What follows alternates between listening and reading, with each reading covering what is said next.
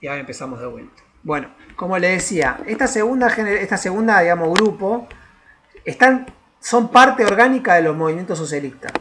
Y esta tercera generación, no solamente que son parte orgánica de los movimientos socialistas, sino que combinan junto con todo este grupo, toda esta generación de marxistas clásicos, es profundamente internacionalista, tanto en la teoría como en la práctica. ¿Qué quiere decir en la teoría? Todos hablaban más de un idioma, o por lo menos 2 o 3 idiomas, todos se escribían y se relacionaban con distintos socialistas de todos países, muchos habían sido emigrados y habían trabajado, por ejemplo, qué sé yo, Marx y Engels se habían emigrado a Inglaterra, vuelven, van, etcétera.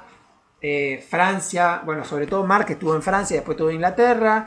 Engel también, directamente de Alemania, se va a Inglaterra en la juventud, vuelve a luchar en la revolución del 48 y se vuelve a ir después de la derrota del 48 y se queda ya instalado en Inglaterra, en Manchester, en el medio de la clase obrera británica. Labriola, italiano, era parte también del movimiento socialista. Merin, parte del movimiento socialista. Kautsky, parte del movimiento socialista. Y Plejano, fundador del movimiento socialista en Rusia, junto con Lenin, ¿no?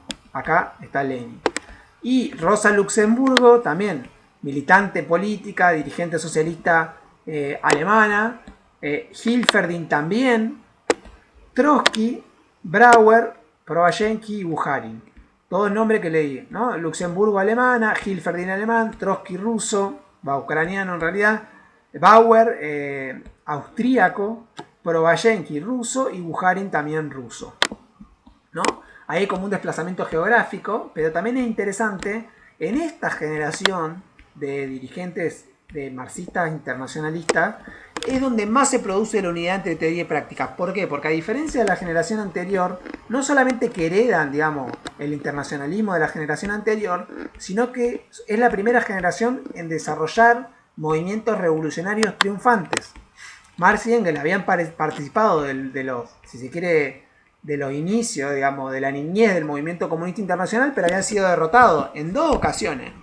Derrotado en 1848, las revoluciones digamos, de 1848, que a veces nosotros separamos al movimiento cartista británico, pero el movimiento cartista británico, que es de la década del 30 y de la década del 40, es un movimiento que tiene una enorme fuerza política, que inclusive hay todo un movimiento jacobino que termina en masacre, digamos, la masacre de Peterloo, creo que se llama, una represión muy grande que hay en Inglaterra en esa época, creo que fue en el 49 o en el 50, es decir. Y después la segunda derrota, que es la derrota de la Comuna de París, que también es una derrota muy significativa, digamos, porque termina con la desorganización. Perdón. Ay, me quedé sin voz.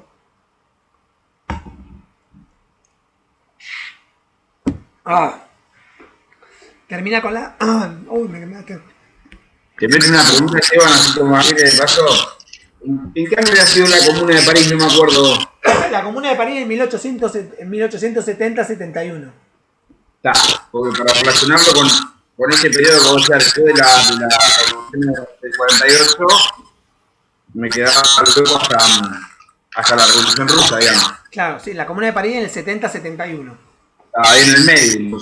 Sí, digamos, no me quiero detener mucho en eso, pero sí, esa sería la fecha, digamos, y el proceso.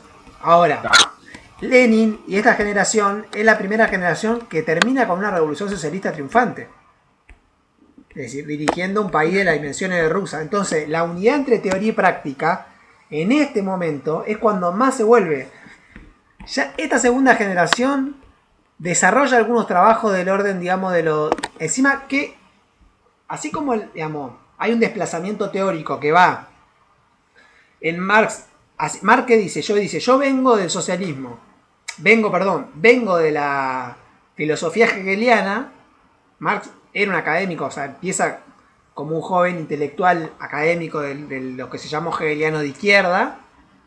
Dice, y digamos, nace el marxismo como la comunión, como la unión entre la filosofía clásica alemana, es decir, Hegel, el socialismo francés y la economía política inglesa.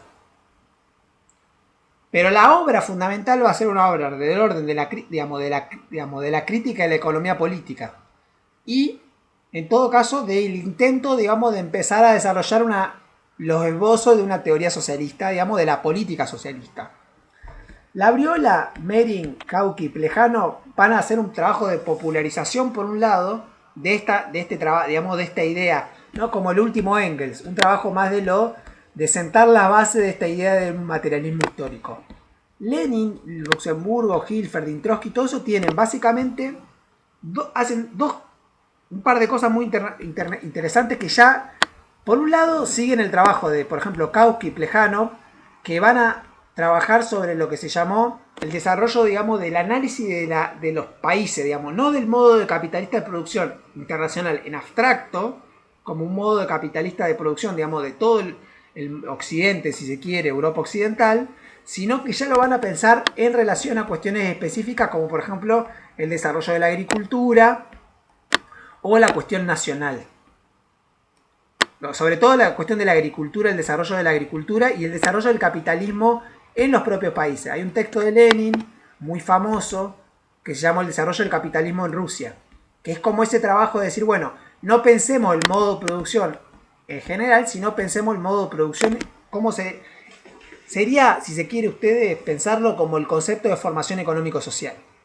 O sea, dejemos de pensar el modo de producción en abstracto y pensemos cómo en un país concreto, Plejano y Lenin lo hacen en Rusia, Kautsky lo hace en Alemania, cómo se desarrolla el capitalismo en un país en manera específica. ¿Cuál es la combinación que hay entre propiedad de la tierra comunal, cómo se dio la transición a la propiedad privada, cómo se desarrolló el capitalismo industrial, cómo esa industria se insertó internacionalmente, cuál es la relación, cómo eso se relaciona con la forma digamos, con el Estado, etcétera, pero sobre todo en el plano económico. Lenin llama de grande y toda esta generación va a complementar esa tarea de la crítica de la economía, o sea, del desarrollo del análisis de situaciones concretas o de modos de formación económicas sociales concretas, con un análisis más internacional de cuál era la característica del capitalismo. Acuérdense del texto de Lenin del imperialismo etapa superior del capitalismo, que es un resumen de un trabajo de otros autores, sobre todo del trabajo de Hilferding, sobre el socialismo o sea, sobre el imperialismo. Hilferding escribió un libro sobre el capital financiero. Es uno de los primeros que analiza el capital financiero, que era un fenómeno que en la época de Marx era un fenómeno relevante, pero sobre todo como capital bancario, no como capital financiero. O sea, la idea de un capital, de un capitalismo financiero va a ser un fenómeno tardío del siglo XIX, pero sobre todo de inicio del siglo XX. Y ese trabajo de análisis de cuáles son las características de ese capitalismo financiero es el que va a asumir Hilferding junto con otros, como por ejemplo Bauer, me parece, y otros más que ahora no me acuerdo, pero básicamente Hilferding. Inclusive hay autores burgueses, digamos, economistas burgueses que también hacen ese trabajo, muchos de los cuales nombra Lenin en su estudio. Y una tercera característica, por ahí se me escapa alguna que nombre Anderson, pero me parece importante destacar, el desarrollo ya en esta generación, en este grupo de la tercera, digamos, en este tercer grupo de la primera, esta tercera generación de la tradición clásica, el desarrollo de un discurso marxista sobre la estrategia política.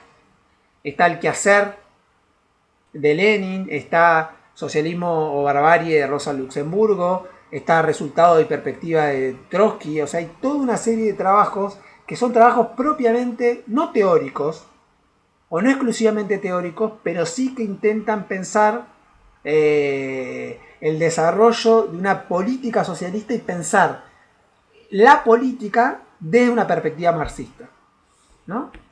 Entonces ahí hay otro elemento digamos, que caracteriza, es donde se produce una mayor unidad entre teoría y política. Es decir, la teoría se vuelve una teoría de la práctica, ¿no? Y esa teoría de la práctica es la que va a permitirle desarrollar todo un trabajo que se va a cristalizar también. Esta generación, si se quiere, de Engels, Labriola, Mering y Kautsky, va a ser la generación de la Segunda Internacional, Ustedes saben que la Segunda Internacional explota en 50 pedazos durante la Primera Guerra Mundial porque cada uno de los partidos socialistas apoya a su propio gobierno. Entonces te terminan, digamos, fraccionando porque los italianos apoyaron al gobierno italiano que se mataba con el gobierno alemán y así, digamos. Sobre todo, digamos, Alemania contra Francia e Inglaterra, entonces queda fraccionado el movimiento socialista internacional.